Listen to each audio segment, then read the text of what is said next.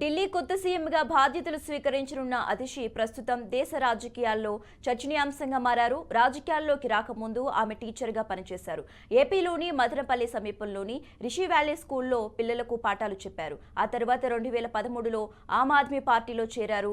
ఢిల్లీ విద్యాశాఖ మాజీ మంత్రి మనీష్ సిసోడియాకు సలహాదారుగాను వ్యవహరించారు. అనంతరం ఎమ్మెల్యేగా గెలిచి పార్టీలో కీలక నేతగా ఎదిగారు. ఇప్పుడు ఢిల్లీ ముఖ్యమంత్రి కానున్నారు. అన్నమయ్య జిల్లా మదనపల్లె సమీపంలోని రిషి వ్యాలీ స్కూల్లో తోటి సహచర టీచర్స్, అప్పుడు చదువు నేర్చుకున్న విద్యార్థులు హర్షం వ్యక్తం చేశారు. ఈ నేపథ్యంలో వారు ఢిల్లీ సీఎంకి అభినందనలు తెలిపారు.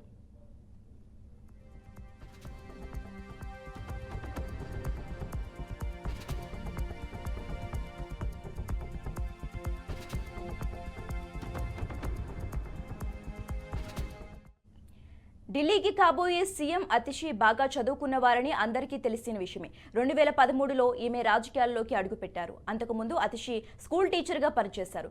ఏపీలోని మదనపల్లెకు సమీపంలోని కురబలకోట మండలంలో రిషి వ్యాలీ స్కూల్లో ఆమె టీచర్గా పనిచేశారు.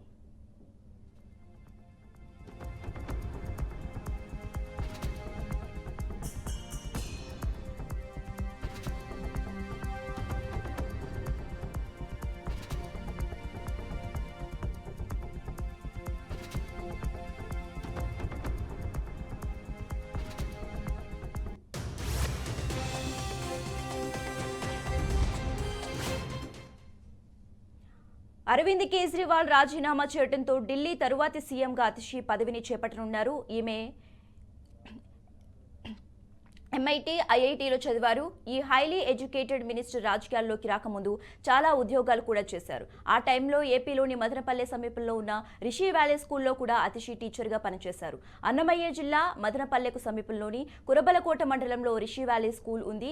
ఇది ఒక రెసిడెన్షియల్ స్కూల్. దీనిని జిట్టు కృష్ణమూర్తి స్థాపించారు. గతంలో అతిషి ఈ స్కూల్లోనే ఉపాధ్యాయులుగా పనిచేశారు. ఈమె 2003 జూలై నుంచి 2004 మార్చి వరకు ఇక్కడ హిస్టరీ టీచర్గా పనిచేశారు. దాంతో పాటు 6, 7 తరగతులకు ఇంగ్లీష్ను కూడా చెప్పారని తెలుస్తోంది.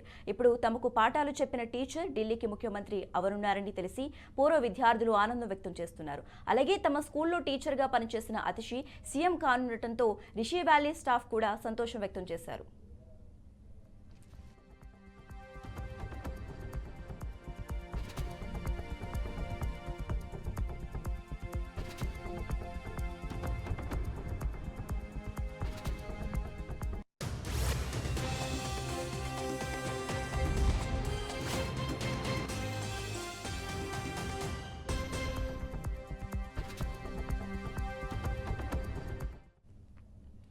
రాజకీయాల్లోకి వచ్చిన తర్వాత అతిషి చాలా క్రియాశీలకంగా పనిచేశారు. ఢిల్లీని పాలించిన మహిళా సీఎంలలో అతిషి 3వ వారిగా నిలిచారు. అయితే వీరు ముగ్గురులో చిన్న వయసులోనే ముఖ్యమంత్రి ఘనత మాత్రం అతిషికే దక్కుతుంది. ఆమె 2013లో ఆప్లో జాయిన్ అయ్యారు. పార్టీ ఎన్నికల మేనిఫెస్టో రూపకల్పనకు సంబంధించిన ముసాయిదా కమిటీలో కీలక సభ్యురాలిగా వ్యవహరించారు. ఆ తర్వాత 3 ఏళ్ల పాటు మనీష్ సిసోడియాకు ముఖ్య సలహాదారుగా విధులు నిర్వహించారు. 2019 ఎన్నికల్లో ఈస్ట్ ఢిల్లీ స్థానం నుంచి లోక్సభకు పోటీ చేసి బీజేపీ అభ్యర్థి గౌతమ్ గంభీర్ చేతిలో ఓడిపోయారు.